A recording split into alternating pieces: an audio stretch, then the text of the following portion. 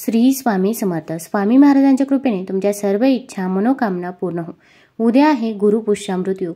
गुरुपुष्यामृत योगाच्या दिवशी जर आपण काही उपाय केले, काही सेवा केल्या तर त्या खूप खूप प्रभावी ठरतात। पण या दिवशी जर आपल्याकडून काही चुका झाल्या तर त्याचे दुष्परिणाम देखील आपल्याला भोगावे लागतात। भरपूर वेळा आपल्याला काही गोष्टी माहीत नसतात आणि आपल्याकडून या छोट्या चुका होऊन जातात। तर गुरुपुष्यामृत योगाच्या दिवशी आपण अशा काही वस्तू आहे की ज्या आपण चुकूनही खरेदी करायच्या नाही।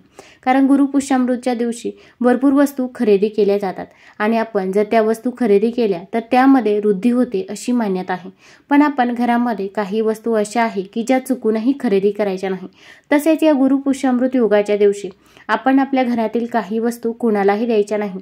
तसेच घरामध्ये अशा काही भाज्या आहे की ज्या चुकूनही बनवायच्या नाही। मग या गुरुपुष्यामृत योगाच्या दिवशी काय करावे व काय करू नये याबद्दलची सर्व माहिती आपण आज या व्हिडिओमधून जाणून घेणार आहोत।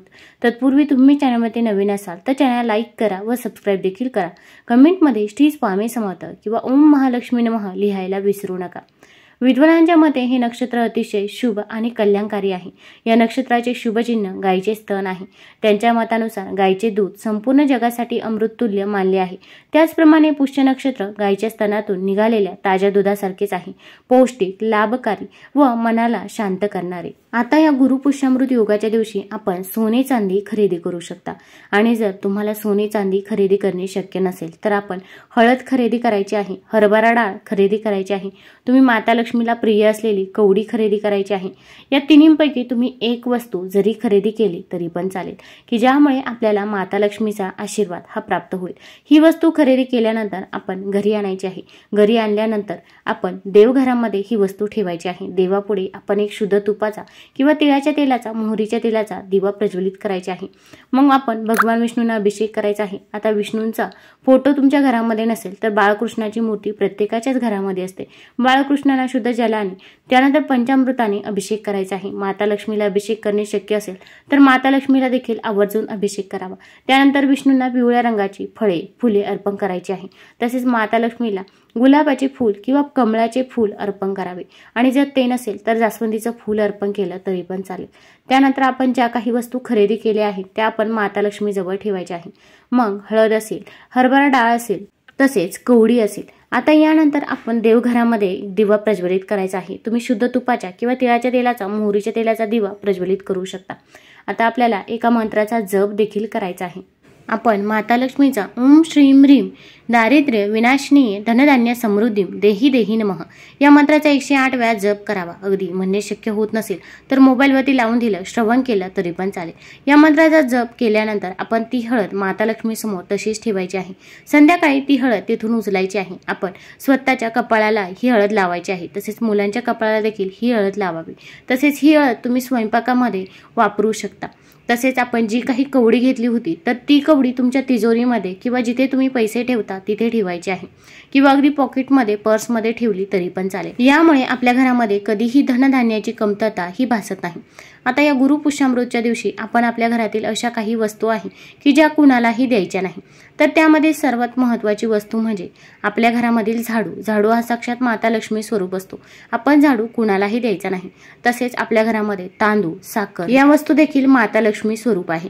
उलट या वस्तू संपण्याच्या अगोदर आपण आपल्या घरामध्ये आणून ठेवायच्या आहे। यामुळे माता लक्ष्मीचा वास आपल्या घरामध्ये सदैव राहतो व आपल्या घरामध्ये सुख, शांती, समृद्धी येते। आता दारावरती जर एखादी व्यक्ती काही मागण्यासाठी आली तर त्या व्यक्तीला देखील आपण तसेच जाऊ द्यायचं नाही।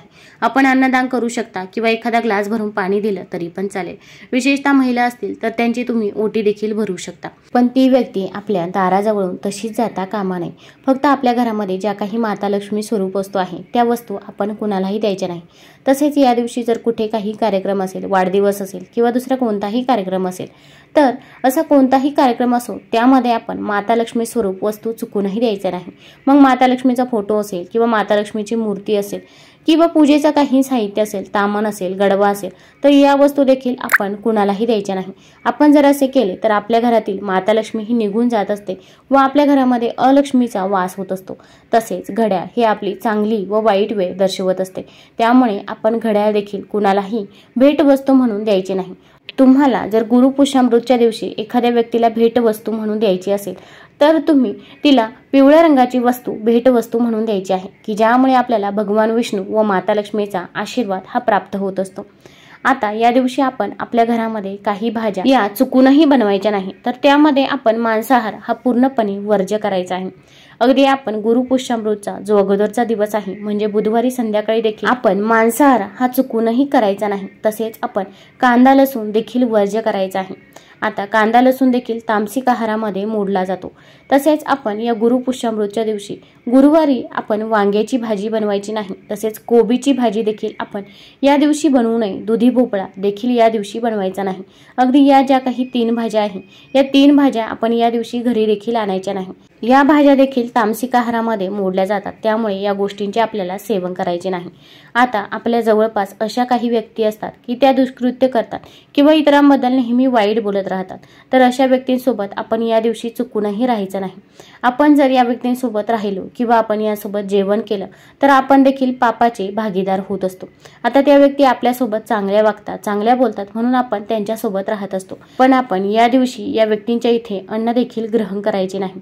आता या गुरुपुष्यामृतच्या दिवशी आपल्याला आपल्या घरामध्ये काही वस्तू देखील खरेदी करायच्या नाही। आता या गुरुपुष्य नक्षत्राच्या दिवशी सुई असेल किंवा कोणतीही धारदार वस्तू असेल तर ती वस्तू देखील खरेदी करायची नाही। अगदी कातर असेल, कैची असेल किंवा चाकू असेल तर त्या देखील आपल्याला खरेदी करायच्या नाही। आपल्याला जर त्या वस्तू खरेदी करायच्याच आहे तर आपण दुसऱ्या दिवशी खरेदी करू शकता, पण या दिवशी आपण चुकूनही खरेदी करायचे नाही, कारण की या दिवशी आपण जी वस्तू खरेदी करत असतो तिच्यामध्ये वृद्धी होत असते। मग तुम्ही सोनं खरेदी केलं तर तिच्यामध्ये वृद्धी होते, किंवा अगदी तुम्ही हळद खरेदी केली तर हळद ही माता लक्ष्मी स्वरूप असते की ज्यामुळे आपल्या घराकडे माता लक्ष्मी ही येत असते। तसेच या नक्षत्रामध्ये जुन्या किंवा दुसऱ्यांनी वापरलेल्या म्हणजे सेकंड हँड वस्तू खरेदी करायच्या नाही। आता तुम्हाला अगदी गाडी खरेदी करायची असेल तर ती सेकंड हँड या दिवशी आपण खरेदी करायची नाही, किंवा दुसरी कोणतीही वस्तू असेल तर ती सेकंड हँड वस्तू आपण खरेदी करायची नाही। आपल्याला जरी गाडी खरेदी करायची असेल तर ती तुम्ही दुसऱ्या दिवशी खरेदी करू शकता, किंवा जर नवीन गाडी खरेदी करायची असेल तर गुरुपुष्यामृत योगाच्या दिवशीच खरेदी करायची आहे। आता या दिवशी आपण काळे कपडे देखील खरेदी करायचे नाही, किंवा काळे वस्त्र देखील आपण परिधान करायचे नाही।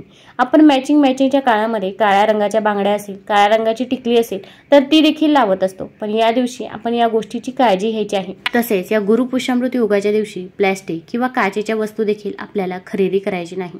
बनावट सजावटीच्या वस्तू देखील खरेदी करू नये। बाथरूम किंवा टॉयलेटशी संबंधित वस्तू खरेदी करू नये। जर तुम्ही या दिवशी भांडी खरेदी करत असाल तर ती रिकामी घरी आणू नका, त्यामध्ये काहीतरी आपण खाद्यपदार्थ हे जरूर आणायचे आहे। मग या गुरुपुष्य नक्षत्रामध्ये शनी, बृहस्पती आणि चंद्राचा प्रभाव असतो। अशात या नक्षत्रात सोने, चांदी, वाहन, ज्वेलरी, घर, प्लॉट, दुकान, कपडे, शृंगाराच्या वस्तू जर आपण खरेदी केल्या तर आपल्या घरामध्ये सुख, शांती, समृद्धी येत असते। तुम्हाला जर हा व्हिडिओ आवडला असेल तर चॅनल लाईक करा, सबस्क्राईब करा। धन्यवाद।